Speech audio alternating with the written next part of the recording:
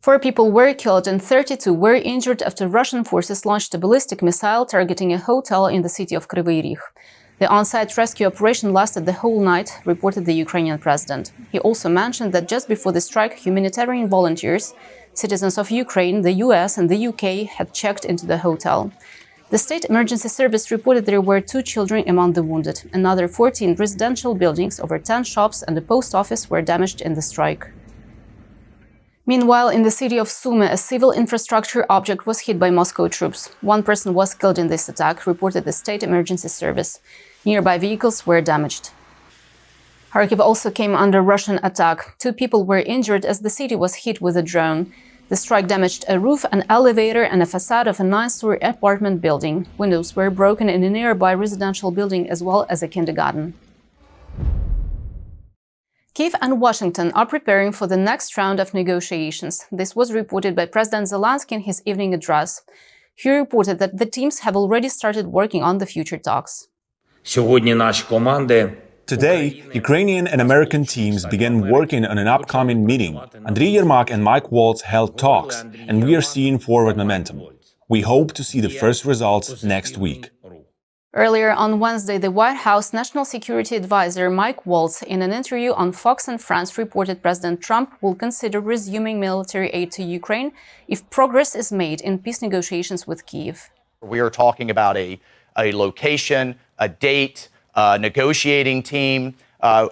Yesterday and today was a positive step forward to say we are going to negotiate this peace, and we're already talking about confidence-building measures that will then take to the Russians and test that side. Ukrainian fighters of the Azov Brigade pulled off an incredibly rare feat, a unique operation using red blood cells dropped from a drone, all in an effort to save the life of a heavily wounded Ukrainian defender right in the middle of a battle. I performed a blood transfusion in the trench, placing a catheter. During an engagement with the Russian troops, the Ukrainian dugout was shelled, and one of the service members sustained a severe neck wound from stray shrapnel. We immediately understood his condition was critical and that we'd have to rescue him right away. The only way to save the life of the wounded soldier was to deliver blood by drone before it was too late. Using a drone, we dropped 2 units of red blood cells and 1 unit of dried plasma, which was warmed up in advance. However, while Ukrainians were using a drone to save a life, Russians were using theirs to hit an evacuation vehicle and adjusting their artillery fire to target the rescue team.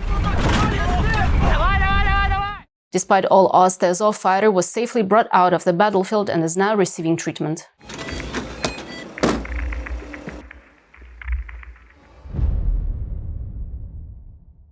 A 22-year-old British citizen was sentenced to 19 years in prison on charges of terrorism and mercenary activities by a Russian military court.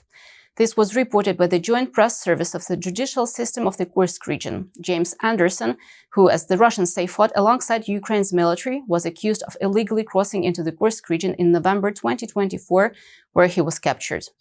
Russian authorities claim he committed unspecified crimes against civilians, though no details were provided. France has offered to share intelligence with Ukraine as Washington pauses its cooperation with Kyiv in this sphere, stated the French Defense Minister Sébastien Lecornu in an interview with France Inter Radio. The assistance of American agencies in satellite observation, everything that can be done, has been suspended since yesterday afternoon. Our intelligence is sovereign, with our own capabilities, so we have intelligence resources, which we are sharing with the Ukrainians. Speaking about the suspension of U.S. military aid, Lecornu stated that the French president has asked him to speed up various French aid packages. He underlined that Europeans have to take action and make it possible to come in segments to compensate for the American support that may no longer arrive. French President Emmanuel Macron plans to gather all European army chiefs in Paris. As soon as next week, we will gather army chiefs in Paris who wish to take responsibility in the matter. And so this is a plan for a solid, lasting, verifiable peace, which we have prepared with the Ukrainians and several European partners, and which I defended in the United States 2 weeks ago and across Europe. And I would like to believe that the United States will stay by our side, and we have to be ready if this isn't the case. During his television address to the nation on Wednesday evening, Macron underlined that the future of Europe should not be decided in Washington or Moscow, emphasizing the importance of European nations enhancing their defense capabilities, including nuclear deterrence. He also reported on plans for increased defense spending, promising additional investments in the nation's military without raising taxes. According to the French president, Russia has already turned the war against Ukraine into a global conflict. However, he stressed that peace cannot mean Ukraine's surrender. From the first day, we decided to support Ukraine and sanction Russia. And we did well, because it is not only the Ukrainian people who are fighting with courage for their freedom, but our security is also threatened. Yes, if a country can invade its neighbor in Europe with impunity, then no one can any longer be sure of anything. It's the survival of the fittest that applies, and peace can no longer be guaranteed, even on our continent. 80% of the repatriated bodies of fallen Ukrainian defenders returned by Russia show signs of torture. This was stated by the deputy head of forensics office in Napadei in a documentary released by the Ukrainian Ministry of Internal Affairs on Wednesday. 80% of the bodies handed over to us from detention centers, prisons, and so on show signs of torture. But what is torture? The use of physical force, the use of certain tools, for example, those that conduct electricity, or depriving a person of vital essentials, such as food and medical care. Is this considered torture? I think so. The documentary Return, Heroes in Skuto unravels the meticulous process of exchanging the bodies of the fallen soldiers between Ukraine and Russia, overseen by the International Committee of the Red Cross. My husband is a serviceman. Everyone has their own vocation, and we have the opportunity to prove ourselves. We have the opportunity to help our citizens. The documentary reveals that Ukrainian officials are now investigating around 70,000 criminal procedures of the people missing in special circumstances, which includes both servicemen as well as civilians who were last reported seen by relatives in temporarily occupied territories. European leaders are meeting for an emergency summit today to discuss continued support for Ukraine and European defense capabilities. President Zelensky also arrived in Brussels to participate. We want a peace through strength. And this is the reason why I present today to the leaders the Rearm Europe plan. The Rearm Europe plan provides up to 800 billion euros for defense investment. It gives the member states fiscal space to invest in defense.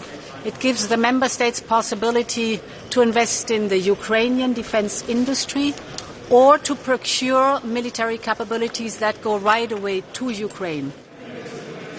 You made a strong signal to Ukrainian people, to Ukrainian warriors, to civilians, to all our families. And it's great that we are not alone. We feel it and we know it. Thank you so much for everything.